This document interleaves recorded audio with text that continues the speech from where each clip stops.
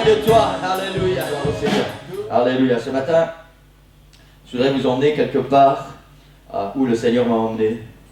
Et je ne vais jamais amener l'église où je n'ai pas été d'abord. Je veux savoir où je vous emmène. Yes. Amen. Et quand le Seigneur m'emmène quelque part et qu'il met sur mon cœur que je dois vous emmener, alors je vous emmène. Amen. Amen. Cette parole que je vais partager avec vous ce matin, elle a eu un impact très fort, très puissant dans ma vie. Très puissant. Elle m'a obligé à prendre des décisions. Elle m'a obligé à réagir sur certaines situations et à décider de certaines choses. Yes. Et je voudrais vraiment partager ça avec vous ce matin pour que votre vie ne soit plus la même. Amen. Amen. Vous savez, la vie, elle est ce qu'elle est. Mais on peut la voir soit avec des yeux de méfiance, soit avec des yeux de critique, soit avec des yeux de jugement, soit avec des yeux de comment dire, on n'est jamais content. Cette même vie, on peut la voir avec les yeux du Seigneur, avec la joie dans nos cœurs, avec la paix dans nos cœurs, avec un encouragement, avec une vision, avec un objectif. La même vie, Église, la même vie. Nous pouvons la voir d'une manière différente. Alléluia. Et moi, je veux voir la vie comme Dieu la voit. Amen. Je veux la voir comme le Seigneur veut que je la voie. Yes. Amen. Amen. Gloire au Seigneur. On va faire une lecture. On est toujours dans cette pensée pour cette année 2016. Suivre Jésus pour entrer dans ta destinée. Amen. Parce que nous avons tous une destinée personnelle que Jésus a tracée pour nous. Amen. Et c'est important que nous puissions y entrer. Amen. Apocalypse chapitre 3, versets 7 et 8. C'était la méditation pour cette semaine. Donc tous ceux qui méditent, notre méditation, vous devez connaître ces versets par cœur. Hein? Amen, puisqu'on est censé les lire tous les jours et les méditer. Méditer, ça veut dire les relire, y penser et laisser l'Esprit du Seigneur travailler dans nos cœurs avec cette parole. Écrit à l'ange, donc c'est Jésus qui parle, hein? Écrit à l'ange de l'église de Philadelphie. Voici ce que dit le Saint, le véritable, celui qui a la clé de David, celui qui ouvre et personne ne fermera, celui qui ferme et personne n'ouvrira. Je connais tes œuvres. Voici, parce que tu as peu de puissance et que tu as gardé ma parole, que tu n'as pas renié mon nom, j'ai mis devant toi une porte ouverte que personne ne peut fermer. J'ai mis devant toi une porte ouverte que personne ne peut fermer. Est-ce que vous pouvez répéter cette phrase avec moi? J'ai mis devant toi une porte ouverte que personne ne peut fermer. Alléluia. Prions quelques instants. Merci Seigneur. Ta parole, Seigneur. Seigneur, ta parole est vérité, Seigneur. Ta parole est une épée tranchante et nous voulons ce matin qu'elle puisse transpercer nos cœurs et nos âmes, Seigneur. Qu'elle puisse venir à l'intérieur et changer nos vies. Seigneur, oins nos cœurs, Seigneur. Rends-nous sensibles, rends-nous réceptifs à ta parole, Seigneur. Oins ton serviteur, Seigneur, que je puisse apporter ta parole, Seigneur, telle qu'elle est, telle que tu l'as mise dans mon cœur. Je puisse seulement être ta voix et ton corps ce matin. Répands ton esprit dans ce lieu. Touche nos cœurs, change nos vies. Dans le nom de Jésus, nous prions. Amen. Amen, gloire au nom du Seigneur. Alléluia, alléluia. Pour ceux qui connaissent le livre de l'Apocalypse, après le premier chapitre où Jésus se présente à l'apôtre Jean, alors après, le Seigneur lui donne des révélations et des lettres qu'il doit envoyer à 7 églises. 7 églises. Les 7 églises auxquelles Jean a envoyé une lettre étaient des églises existantes. C'est pas quelque chose qu'il a vu dans un rêve. C'était des églises existantes en Asie mineure. Jean était emprisonné dans l'île de Patmos et l'Asie mineure se trouve un petit peu au-dessus, enfin un petit peu. Dans l'océan se trouve au-dessus. Et ces églises existaient. On pouvait aller d'une ville à une autre. Les 7 lettres aux 7 églises sont à la fois un message adressé à des églises locales bien déterminées, un message d'avertissement destiné aux églises de tous les temps et servant à mettre en lumière leur véritable état spirituel devant Dieu, aux églises de tous les temps, c'est-à-dire nous encore aujourd'hui. un message personnel, exhortant quiconque a des oreilles à écouter et rappelant les promesses faites à celui qui vaincra. Et c'est aussi un message prophétique décrivant les diverses phases dans l'histoire spirituelle de l'Église. Ces lettres que l'apôtre Jean a envoyées représentent dans leur ensemble l'état de l'Église de Jésus-Christ, j'ai dit dans l'ensemble, l'état de Jésus-Christ, de l'Église de Jésus-Christ actuelle, et un état ou une situation bien particulière dans laquelle elle se trouve. Dans l'époque où nous vivons, ces 7 lettres envoyées aux 7 églises sont réelles et efficaces en même temps. Maintenant. Et chacun, d'une manière ou d'une autre, peut s'y retrouver, si ce mot convient.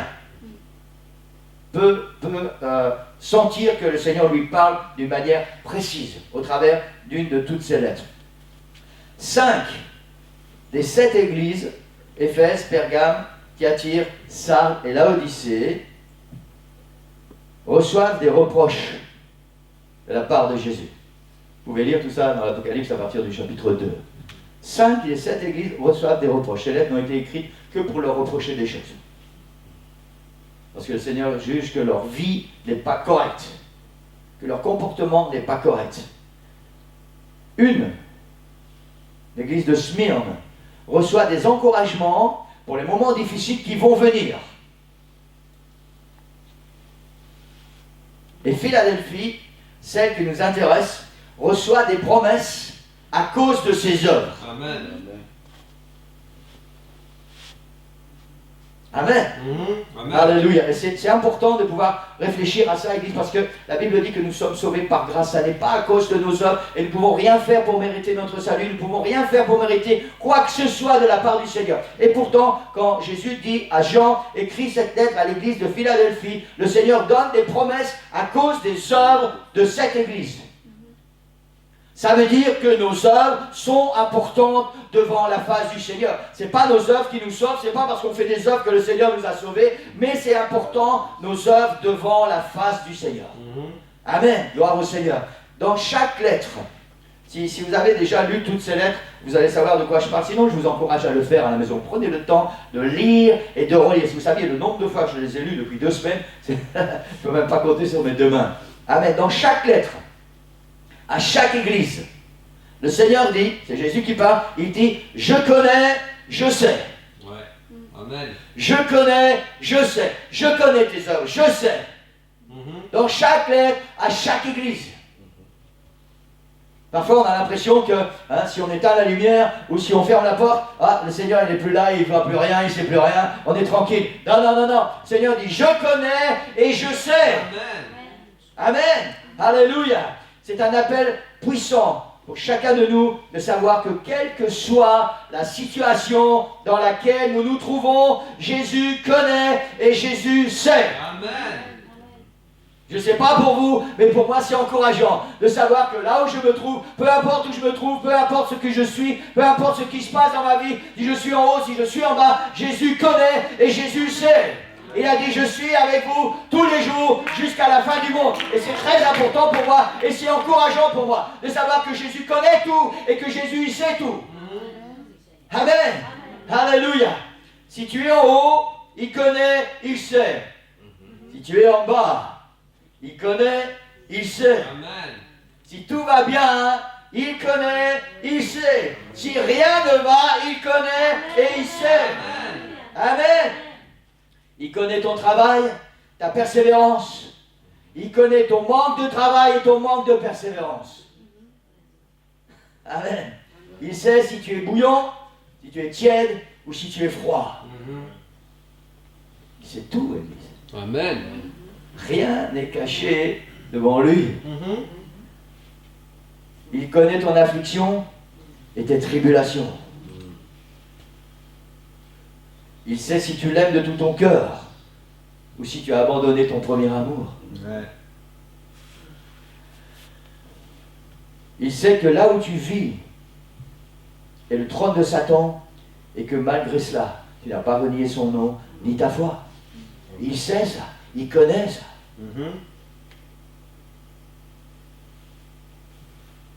Il connaît ton fidèle service, ta constance, tes œuvres. Amen. Amen. Il connaît, il sait si tu fais semblant d'être quelqu'un de spirituel ou si tu es mort.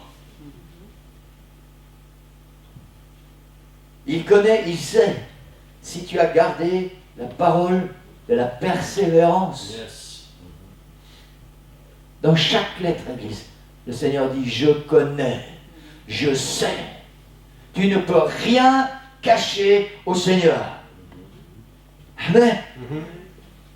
Il y a 2 ou 3 jeudis, je pense, à la fin de la réunion, je partageais ça avec l'Église, que parfois on a besoin de vider notre cœur au Seigneur et on dit, mais Seigneur, il y a ceci, il y a cela, là, là, parce que parfois on n'ose pas le dire au Seigneur et on est stupide, parce que le Seigneur, il le sait déjà avant qu'on lui ait dit. Ouais. Mais parfois, il a juste besoin d'entendre notre voix. Nous, ça nous fait du bien parce qu'on a déchargé nos cœurs, et le fait qu'on a déchargé nos cœurs, ça permet au Seigneur d'agir.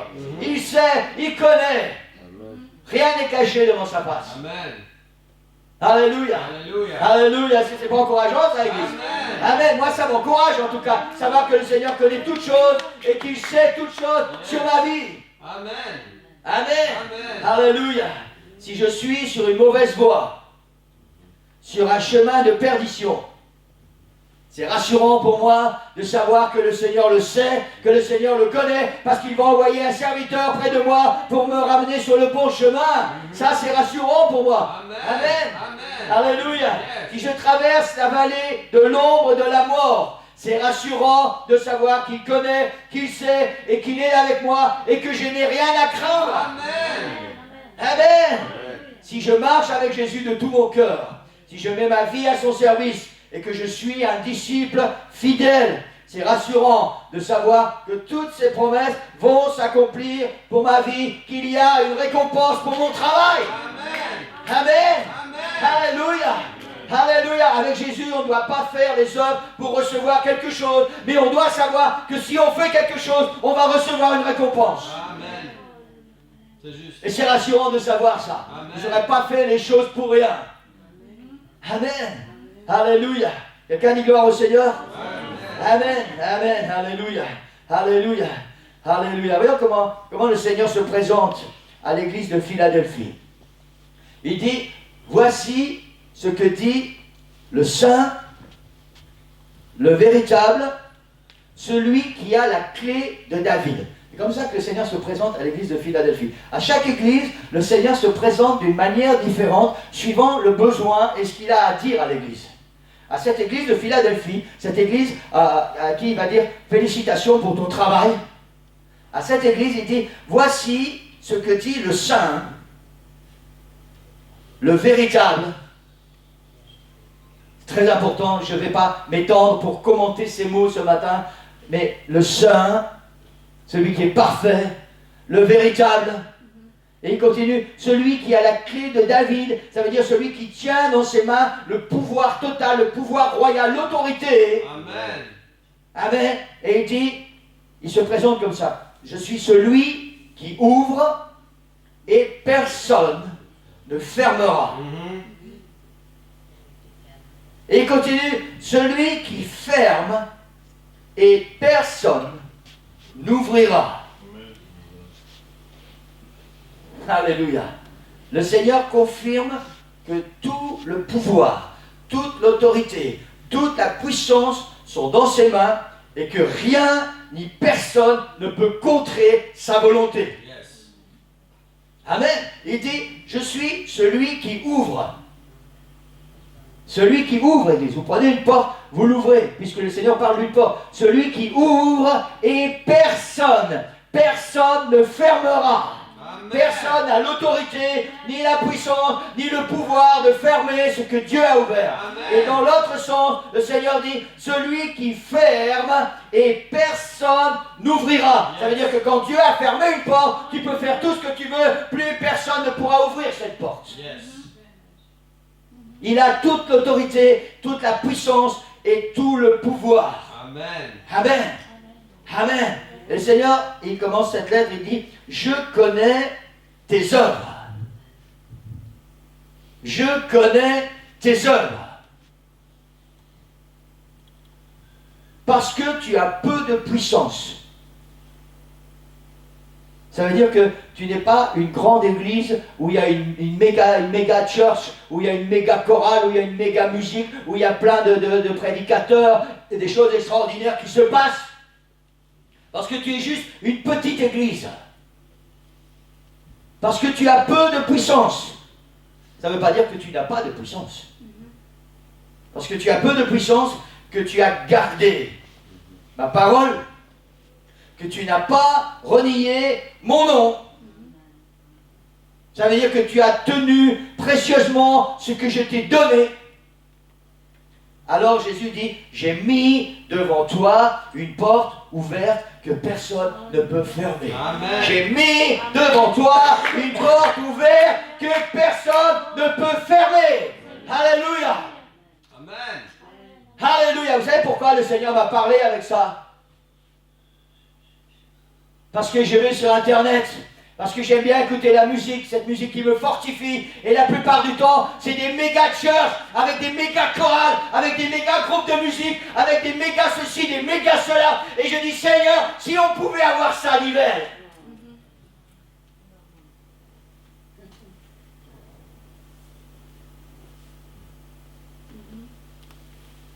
Mais ce n'est pas la raison pour laquelle le Seigneur m'a donné cette parole. La raison, c'est celle-ci, Église. C'est que je regarde notre ville, je regarde notre Église, et je dis, mais ça, c'est pas possible pour nous.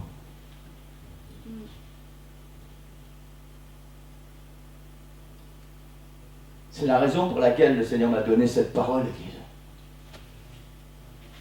Je m'en fous complètement d'une méga church, avec une méga chorale, où il se passe des méga choses. La pensée du Seigneur, c'est celle-ci. Pourquoi ce qui se passe ailleurs ne peut pas se passer chez toi? Pourquoi ce que je fais pour les autres, je ne pourrais pas le faire pour toi? Pourquoi les miracles que j'accomplis dans la vie de ceux qui t'entourent, je ne pourrais pas les accomplir dans ta vie? Amen. Pourquoi tu doutes de ce que je suis capable de faire? Pourquoi tu regardes seulement avec des yeux humains et que tu ne passes pas au-dessus pour voir avec les yeux que moi je vois? Amen.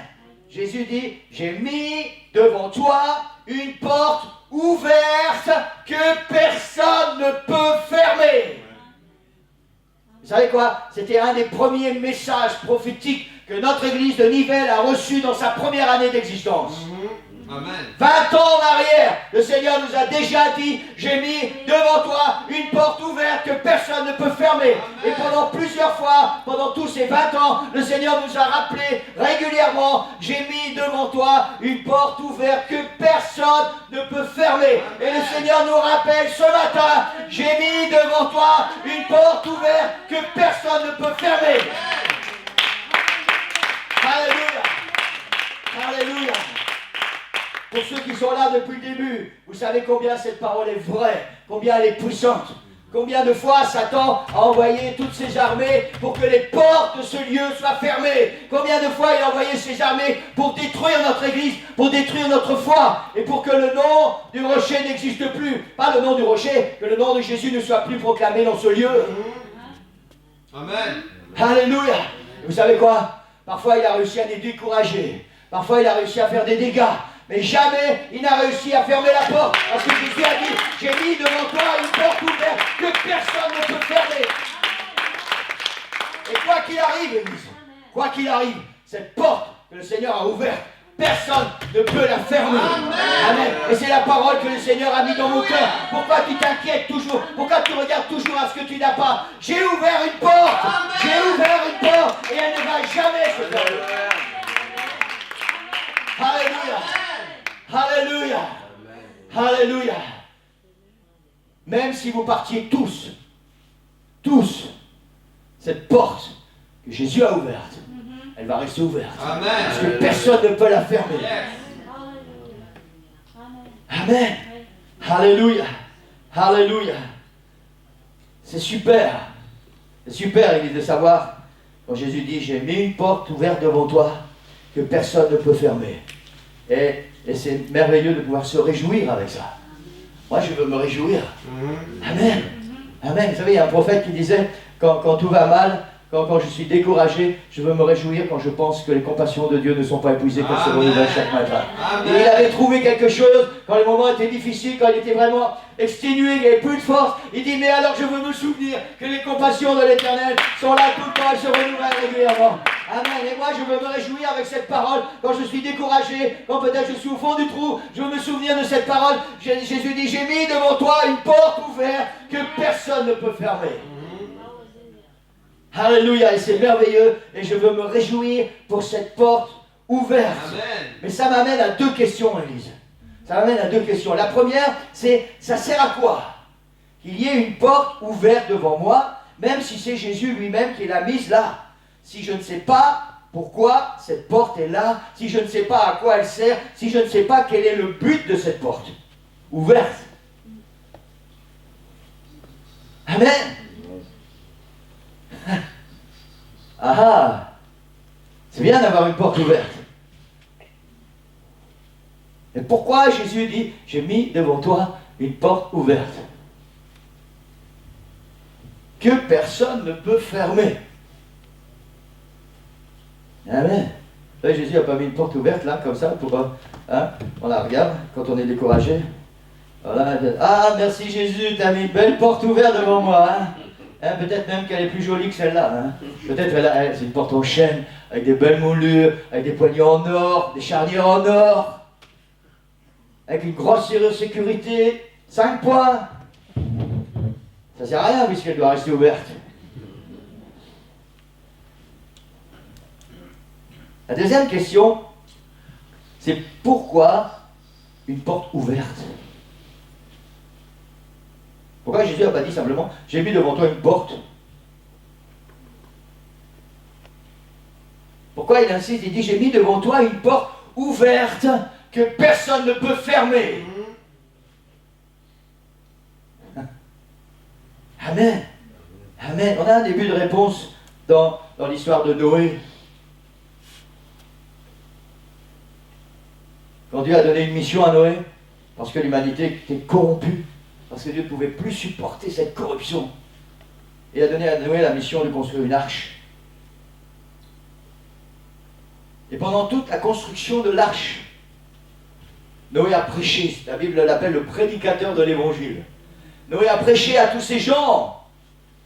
Repentez-vous, revenez à Dieu, sinon vous allez mourir, parce que Dieu va faire pleuvoir de la pluie du ciel, et il va faire que ce bateau va flotter. Imaginez ces gens, ils disaient, ce pauvre vieux Noé, il est complètement gaga maintenant.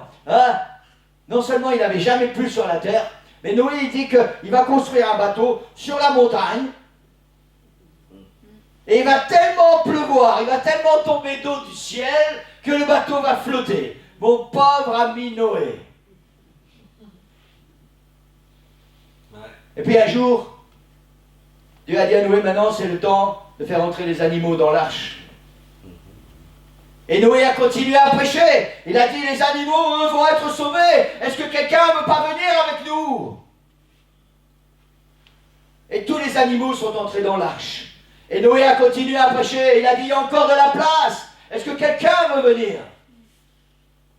Et Noé est entré dans l'arche avec sa famille. Et la Bible dit, il entra, les femelles de toute chair, comme Dieu l'avait ordonné à Moïse. Puis l'Éternel ferma la porte sur lui. Quand Dieu a fermé la porte de l'arche, plus personne ne pouvait entrer ni sortir. Dieu a fermé la porte et le temps de la grâce, pour tous ces gens qui se sont moqués, le temps de la grâce était terminé. Pourquoi Dieu dit, j'ai mis devant toi une porte ouverte que personne ne peut fermer. Alléluia. Alléluia. Jésus nous parle d'une autre porte. Vous connaissez tous cette parabole, et je ne vais pas m'étendre sur cette parabole ce matin. Parabole des vierges folles, des vierges sages. Jésus parle de l'Église, il parle de son Église, il parle de son peuple, de son corps. Et il dit, la moitié de mon Église est folle, la moitié de mon Église est sage. Amen. Ouais. Ah,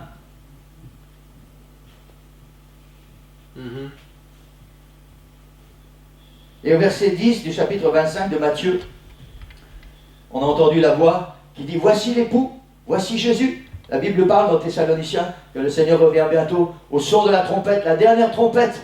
Amen, le Seigneur va revenir et il va embarquer son Église. Ouais. Et c'est ce qui s'est passé dans cette parabole. On a entendu la voix, voici l'époux, réveillez-vous.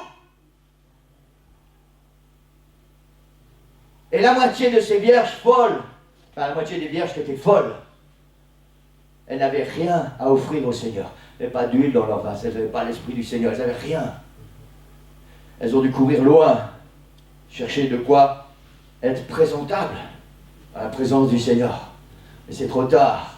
Dans l'entrefaite, il est dit au verset 10, pendant qu'elles allaient en acheter, l'époux arriva. Celles qui étaient prêtes entrèrent avec lui dans la salle des noces et la porte fut fermée. Celui qui ferme et personne n'ouvrira. Elles entrèrent dans la salle des noces et la porte fut fermée. Plus tard, les autres vierges vinrent et dirent, Seigneur, Seigneur, ouvre-nous. Jésus répondit, je vous le dis en vérité, je ne vous connais pas. Quand Jésus ferme la porte, c'est fini, il n'y a plus d'espoir, de salut. Le temps de la grâce est terminé. Quand Jésus a fermé la porte, il dit, je ferme et personne n'ouvrira. Alléluia. Alléluia. Alléluia. Gloire au Seigneur. C'est pour ça que Jésus dit, j'ai mis devant toi une porte ouverte que personne ne peut fermer. C'est seulement lui, si un jour il décide de la fermer, qui va fermer cette porte. Ouais. Et il a mis devant nous une porte ouverte que personne ne peut fermer. Et n'oublions pas que Jésus se présente comme ça à l'église de Philadelphie. C'est sa parole pour nous ce matin. Amen. Peut-être on peut juste oublier que c'est la lettre à l'église de Philadelphie. Et peut-être ce matin on peut mettre c'est la lettre à l'église de Nivelles. Ouais. Que Jésus a inspiré au cœur de son serviteur. Pour chacun de nous ce matin. Voici comment le Seigneur se présente. Il dit, je suis le Saint, le véritable, celui qui a la clé de David, celui qui ouvre et personne ne fermera, celui qui ferme et personne n'ouvrira. Si Jésus mettait une porte fermée devant toi, cela voudrait dire qu'il n'y a plus d'espoir pour toi. Amen. Parce que quand Jésus ferme la porte est fermée. Amen. Alléluia. Personne ne peut ouvrir une porte que Jésus a fermée, Église. C'est juste. Mais j'ai une bonne nouvelle. Alléluia. J'ai même une excellente nouvelle, Église, pour nous ce matin. Et être à l'église de Nivelles, j'ai mis devant toi une porte ouverte que personne ne peut fermer. Alléluia. Alléluia. Alléluia. Alléluia. Voici ce que dit le Saint, toujours le même, hein, le véritable, celui qui a la clé de David, celui qui ouvre et personne ne fermera, celui qui ferme et personne n'ouvrira. Je connais tes œuvres. Voici parce que tu as peu de puissance, que tu as gardé ma parole, que tu n'as pas renié mon nom, j'ai mis devant toi une porte ouverte que personne ne peut fermer, frère Nasser. Personne ne peut fermer. Alléluia. Alléluia. J'ai mis devant toi une porte ouverte, derrière laquelle il y a ta destinée. Alléluia. Alléluia. Alléluia. Nous rejoignons ces paroles, ces versets qu'on entend depuis le début de cette année. On entend régulièrement et qui viennent tout le temps cogner dans notre esprit dans Jérémie 29, 11. Car je connais les projets que j'ai formés sur vous, projets de paix et non de malheur, afin de vous donner un avenir et de l'espérance. J'ai mis devant toi une porte ouverte. J'ai des projets pour ta vie et cette porte que j'ai ouverte, personne ne peut la fermer. Amen. Amen. Quelqu'un dit gloire au Seigneur. Quelqu'un frappe dans ses mains pour donner la gloire au Seigneur ce matin. Amen. J'ai mis devant toi une porte ouverte que personne ne peut fermer. Alléluia. Alléluia. Cette porte, Église, c'est la ligne de démarcation entre la vie que tu vis maintenant et celle que le Seigneur a pour toi. Alléluia. Ça, c'est la parole, la lettre à l'église de Nivelles. Cette porte, c'est la ligne de démarcation. La vie que tu as vécue jusqu'à maintenant et la vie que Dieu veut que tu vives quand tu auras passé cette porte. Amen. Amen. Parce que ça sert à quoi, Église? Répondez-moi, ça sert à quoi? Le Seigneur a mis devant nous une porte ouverte si c'est juste pour la regarder. Si le Seigneur a mis une porte ouverte, c'est parce que derrière, il y a quelque chose. Et on doit être curieux d'aller voir ce qui se passe derrière cette porte. Amen. Car je connais les projets que j'ai formés sur vous, projets de paix et non de malheur, afin de vous donner un avenir et de l'espérance. Quand vous allez aller voir ce qui se passe derrière cette porte, il y a votre destinée, il y a un avenir, il y a de l'espérance, et vous allez voir les choses d'une autre manière. Alléluia. Alléluia. Alléluia. Jésus a dit, quand il était sur la terre, je suis la porte. Je suis la porte. Quand Jésus était sur la croix, Église, juste avant, non, c'est quand il est mort. Quand il est mort sur cette croix, la Bible dit que le voile du temple, vous savez, ce voile, il faisait la différence entre ce que tu es maintenant et ce qui se passe derrière cette porte. Le voile du temple s'est déchiré depuis le haut jusqu'en bas. Le ciel s'est ouvert depuis le haut jusqu'en bas. La porte fut ouverte pour chacun de nous. Amen. Cette porte que Jésus dit, j'ai mis devant toi une porte ouverte que personne ne peut fermer. Amen. Cette porte pour une vie de victoire, pour une vie de puissance, pour quelque chose d'extraordinaire. Là où il y a la gloire de Dieu, là où il y a la puissance du Seigneur, là où il y a la vraie vie, là où tu vas connaître une vie vraiment d'expérience profonde avec le Seigneur. Quand Jésus est mort sur la croix, la porte fut ouverte pour que nous puissions accéder à la vie éternelle, pour entrer dans notre destinée, pour une vie de victoire, pour voir les promesses de Dieu se réaliser, pour voir des prodiges et des miracles. Est-ce que vous savez, Église, pourquoi la promesse de Jésus ne se réalise pas quand Jésus a dit à ses disciples, allez, faites de toutes les nations des disciples, guérissez les malades, imposez les mains aux malades et les malades seront guéris. Pourquoi l'Église ne voit pas ça aujourd'hui? Parce que nous n'avons pas encore traversé cette porte. Nous ne sommes pas encore entrés dans cette porte ouverte. Nous sommes toujours occupés avec ces choses du monde. Nous sommes encore là avec tout ce qui est là et qui est devant nos yeux. Et nous n'avons pas encore traversé. Traversé pour entrer dans la plénitude et la puissance de l'Esprit. Amen. C'est juste. Amen. C'est une certitude, Église. C'est une certitude. Alléluia. Vous savez, le Seigneur, il fait des choses tellement, je ne vais pas dire étranges, mais il sait ce qu'il fait. Il sait ce qu'il fait. Et pendant que j'avais toute cette prédication dans ma tête, jeudi après-midi, le pasteur Foula m'a appelé sur Skype. Et on a eu l'occasion de discuter pas mal de temps. Et il remercie toute l'Église pour les prières. Vraiment, du fond de son cœur, il a dit, n'oublie pas de remercier l'Église pour les prières. Donc je ne dois pas oublier de le faire. Et il a plein de projets, il espère revenir pour juillet, août. Plein de projets pour la Belgique. Et m'a dit, tu sais quoi, pasteur? Il dit, moi je crois que le temps est venu que l'Église voit des prodiges et des miracles. Amen. Et je lui ai dit, tu sais quoi, je suis tout à fait d'accord avec toi, parce que c'est ce que Dieu veut, c'est ce que le Seigneur a demandé à ses disciples. Amen. Il a dit, allez, faites des disciples de toutes les nations, imposez les mains aux malades et les malades seront guéris. J'ai mis devant toi une porte ouverte que personne ne peut fermer. Quand je parle avec le Seigneur, et je dis, Seigneur, tu sais, ce serait bien qu'on ait un deuxième musicien pour que Cindy puisse se reposer de temps en temps. Seigneur, tu sais, ça serait bien qu'on ait d'autres choristes pour que Sœur Nicole et Annelise puissent se reposer de temps en temps. Et je suis derrière la porte. Et je prie, je dis, Seigneur, ça serait bien, Seigneur, ça serait tellement bien.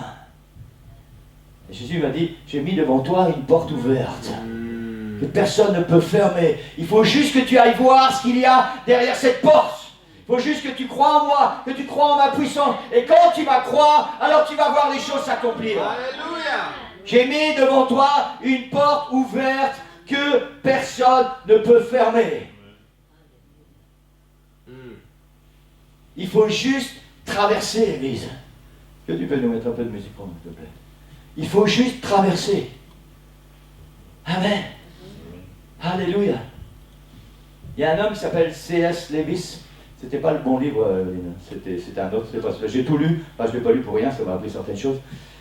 Il a écrit, je pense il y a 30-40 ans, comment Satan, déjà à l'époque, travaillait pour empêcher l'Église d'aller voir ce qui se passe derrière la porte.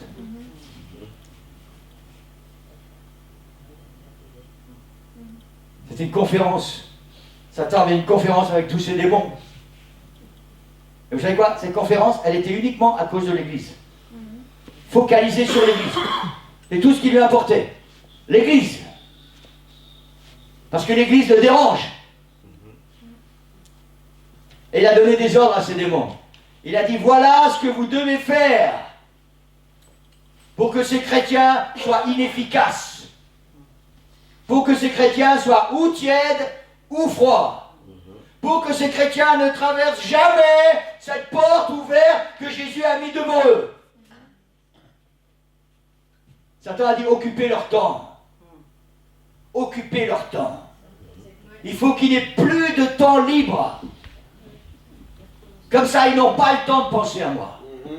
Occupez leurs pensées. Faites qu'ils dépensent tout leur argent pour des choses qu'ils pensent nécessaires. Comme ça, ils n'ont plus d'argent pour mon ministère.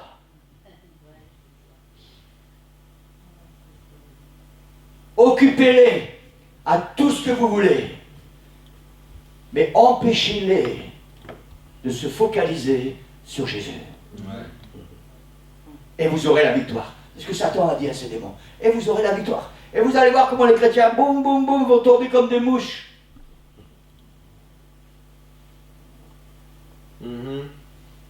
Ces chrétiens ne vont jamais traverser cette porte ouverte que Jésus a mis devant eux. Et vous savez quoi? Satan il a même été plus loin. Tenez-vous bien à votre chaise. Hein. Et il a dit à ses démons, vous pouvez le faire, parce que ces chrétiens sont stupides. Ils croient qu'ils peuvent encore vivre dans le monde comme tous les gens du monde, alors que Jésus leur a préparé une place au ciel. Ils pensent qu'ils vont vivre éternellement sur la terre. Alors ils vivent pour les choses de la terre. Ils amassent, et tout leur temps, tout leur argent, toute leur énergie, tout ce qu'ils ont, tout ce qu'ils sont, c'est pour les choses de la terre. Et ils oublient qu'ils ont un héritage là-haut. Amen. C'est ce qui s'est passé, Église. Satan a dit, faites-leur oublier. Jésus a dit, j'ai mis devant toi une porte ouverte que personne ne peut fermer.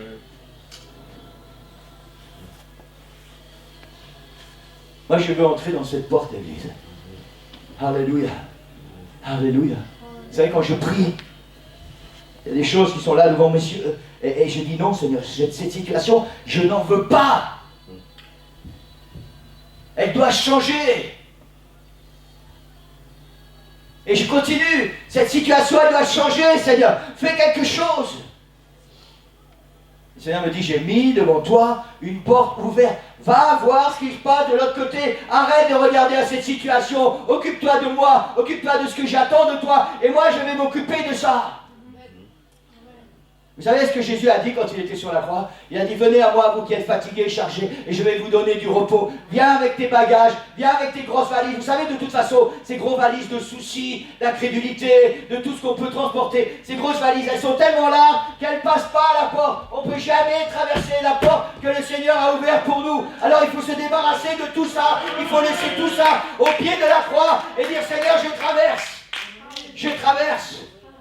Alléluia. Est-ce qu'on peut se lever, Église? Le Seigneur parle à quelqu'un ce matin. Amen. Vous savez, j'ai 58 ans, j'ai déjà vu beaucoup de choses dans ma vie. J'ai 20 ans de travail pastoral, je ne suis pas en train de me glorifier, juste pour vous dire que ça m'a permis d'avoir certaines expériences. J'ai vu tellement de chrétiens prier pour un besoin particulier. J'ai vu tellement de fois le Seigneur répondre à ce besoin. Et puis les chrétiens transformer cette bénédiction en malédiction. Parce qu'une fois qu'on a reçu, on oublie le Seigneur et on est occupé avec ce que le Seigneur nous a donné.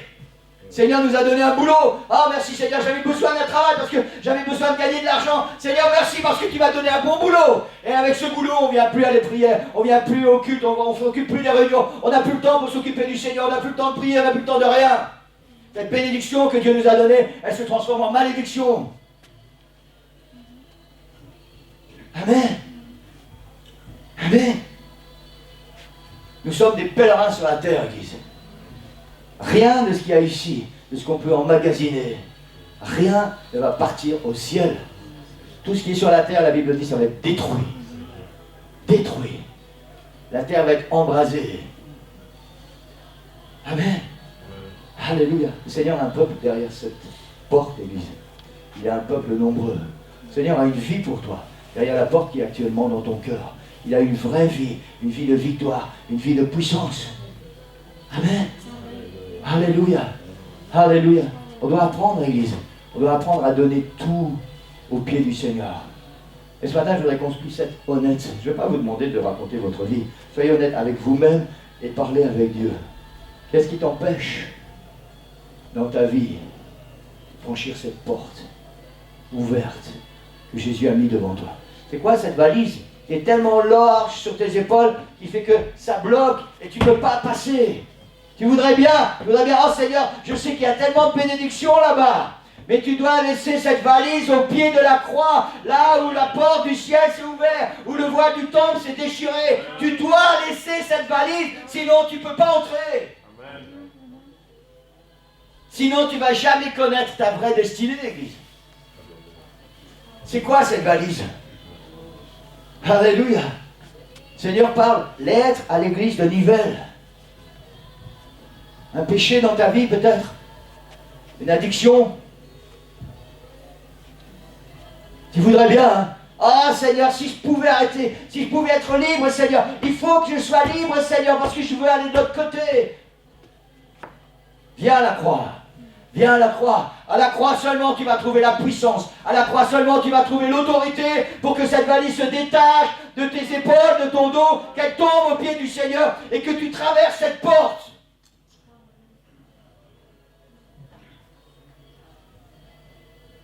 Peut-être des sentiments qui sont dans ton cœur.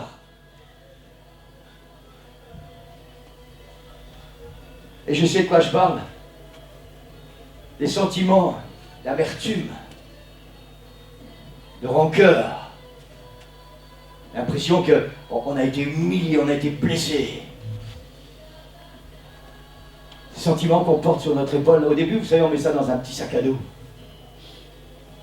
Et plus les années passent, plus le temps passe, plus ce sac à dos devient une grosse valise. Et au bout d'un certain temps, cette valise, elle ne passe plus à la porte. On n'arrive plus à accéder dans la présence du Seigneur. Jusqu'au jour où on doit venir à la croix. Et Seigneur, prends mon fardeau, Seigneur.